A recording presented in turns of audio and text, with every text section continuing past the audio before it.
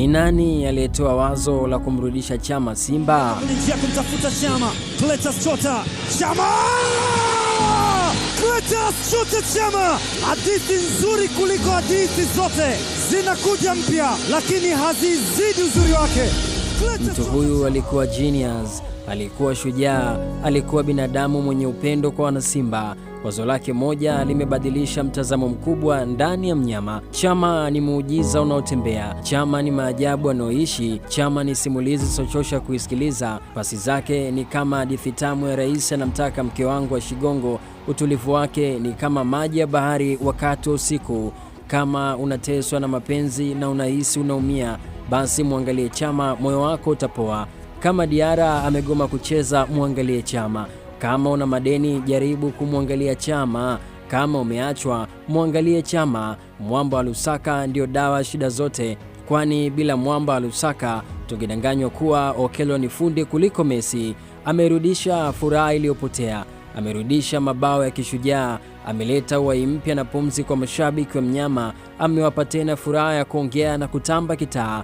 Kama mpira ungekuwa mtu, basi mtu mwenyewe angeitwa Chama. Soka lisingeitwa soka bila Chama. Mpira ungekuwa mchezo wa ajabu bila mwamba Lusaka. Chama ndio mwanzo na mwisho kama kitabu cha Ufunuo. Ni fundi kuliko PS na Wapemba. Chama ni tofauti kabisa na wachezaji wengi waliowahi kuja Tanzania na kucheza mpira. Wapo wanaocheza dakika 90, lakini Chama huacha kumbukumbu zinazodumu milele. Ndio maana jina lake limebaki mioyoni mwa mashabiki wa Simba kama alama ya ubora, utulivu na kipaji kisichoisha.